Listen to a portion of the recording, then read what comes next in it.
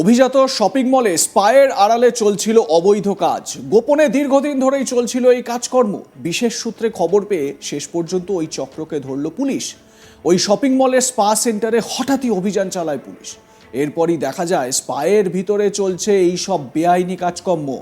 ঘটনাস্থল থেকে 3 মহিলা সহ 10 জনকে গ্রেপ্তার করেছে পুলিশ। গোপন সূত্রে খবর পেয়ে শনিবার 7ই ডিসেম্বর বিধাননগর গোয়েন্দা শাখা এবং নিউটাউন থানার পুলিশ হানা দেয় শপিং মলের স্পা সেন্টারে। সেখানে হানা দিতেই দেখা যায় ভিতরে এইভাবেই অবৈধ কাজ চলে। সেই সময় সেখানে বেশ কয়েকজন মহিলা এবং একাধিক পুরুষ উপস্থিত ছিলেন। সেখানে উপস্থিত সবাইকেই জিজ্ঞাসাবাদ শুরু করে পুলিশ।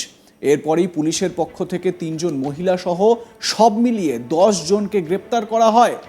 নিউটাউন থানায় নিয়ে এসে তাদের দীর্ঘক্ষণ জিজ্ঞাসাবাদ করা হয়। পুলিশ সূত্রে খবর, এই অবৈধ চক্রের সঙ্গে কারা জড়িত এবং এই চক্রের জাল কোথায় কোথায় ছড়িয়ে রয়েছে মূলত সেটাই ধৃতদের থেকে জানতে চান গোয়েন্দারা।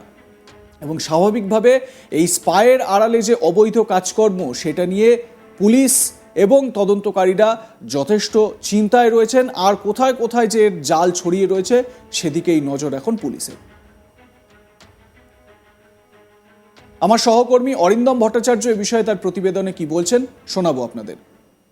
নিউটাউনের একটি শপিং মল আর সেখানে স্পায়ের আড়ালে দেহ ব্যবসা, এই অভিযোগে 10 জনকে ইতিমধ্যে গ্রেপ্তার করেছে বিধাননগর পুলিশ, তার মধ্যে 3 জন মহিলা। পুলিশের কাছে খবর আসে গোপন সূত্রে যে নিউটাউনের একটি মল, শপিং মল, যেখানে একটি স্পা এবং তার ভেতরে দেহ ব্যবসা চলছে অবৈধভাবে। এই খবর পাওয়ার পরেই বিধাননগর পুলিশ এবং নিউটাউন থানার পুলিশ যৌথভাবে রেড করে সেখানে তল্লাশি অভিযান চালায় এবং তল্লাশি অভিযান চালিয়ে হাতে নাতে কিন্তু সেই স্পায়ের ভেতরে তাদেরকে ধরে। সেখানে সেই মুহূর্তে 3 জন মহিলা এবং 7 জন পুরুষ ছিল। তাদেরকে সেই জায়গা থেকে কিন্তু গ্রেপ্তার করে বিধাননগর পুলিশ এবং গ্রেপ্তার করে তাদেরকে নিয়ে আসা হয় নিউটাউন থানায়। প্রশ্ন যে এই যে স্পা, এই যে শপিং মল, সেখানে এই স্পা দীর্ঘদিন ধরে চলছে এবং এই স্পায়ের যে ব্যবসা, সেই স্পা কিন্তু রীতিমতো রমরমিয়ে চলছে। অথচ এর ভেতরে যে এই ব্যবসা হচ্ছে এটা কিন্তু সাধারণ মানুষ বা পুলিশ প্রশাসন কারোই চোখে আসেনি। আর এই সূত্র মারফত খবর পাওয়ার পরেই নড়ে চড়ে বসে বিধাননগর পুলিশ এবং তারা পৌঁছে যায় সেই স্পায়েতে এবং সেখানে তল্লাশি অভিযান চালায় এবং তল্লাশি অভিযান চালিয়ে দেখা যায় যে তাদের কাছে যে সূত্র মারফত যে খবর এসেছে সেটা অনেকটাই ঠিক।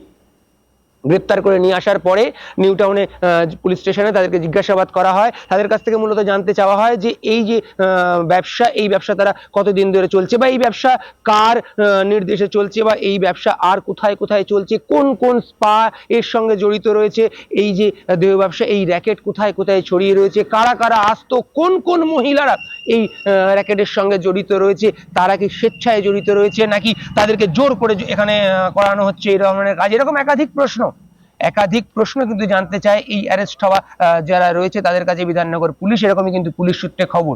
কিন্তু সব থেকে উল্লেখযোগ্য বিষয়, নিউটাউনের একটি শপিং মল যেখানে প্রচুর মানুষ ভিড় জমায়, যেখানে প্রচুর মানুষ নিয়মিত কেনাকাটা করতে যায়, যেখানে একাধিক স্পাও রয়েছে, সেখানে একটি স্পা, তার ভেতরে এই রকম ভাবে অবৈধ দেহ ব্যবসা এবং বেশ কিছুদিন ধরে এই দেহ ব্যবসা চলছে বলেই কিন্তু পুলিশ সূত্রে খবর। এবং তারপরেই তাদের এই তল্লাশি অভিযান এবং এই তল্লাশি অভিযানে কিন্তু এই যে স্পা, সেই স্পা থেকে কিন্তু 10 জনকে গ্রেপ্তার করা হয় এবং 10 জনের মধ্যে 3 জন মহিলা। পুলিশ কিন্তু যেটা সূত্র মারফত আমরা জানতে পাচ্ছি যে পুলিশ তাদের কাছ থেকে জানতে চাইছে যে এই যে মহিলারা, তারা কি এই ব্যবসার সঙ্গে জড়িত, তারা কি স্বইচ্ছায় এই কাজ করতো নাকি তাদেরকে জোর করে করানো হতো।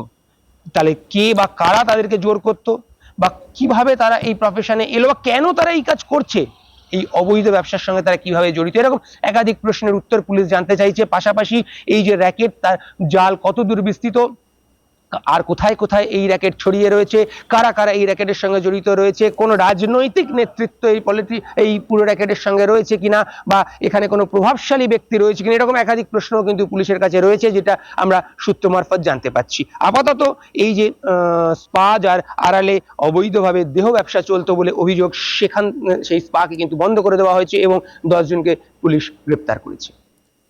এখন দেখা ধৃতদের জিজ্ঞাসাবাদ করে পুলিশ এই চক্রের মাথাদের ধরতে পারে কিনা। তার কারণ এই চক্রে যে কোনো একজন জড়িত নেই সেটা কিন্তু স্পষ্ট, বা কয়েকজন শুধু যে জড়িত এরকম নয়, এর নেপথ্যে বড় কোনো চক্র রয়েছে এটা কিন্তু স্পষ্টতই বোঝা যাচ্ছে। এবারে কিভাবে এই চক্রের একেবারে গভীরে যাওয়া যায় সেটাই পুলিশের কাছে বড় চ্যালেঞ্জ। দেখতে থাকুন আজ তাক বাংলা।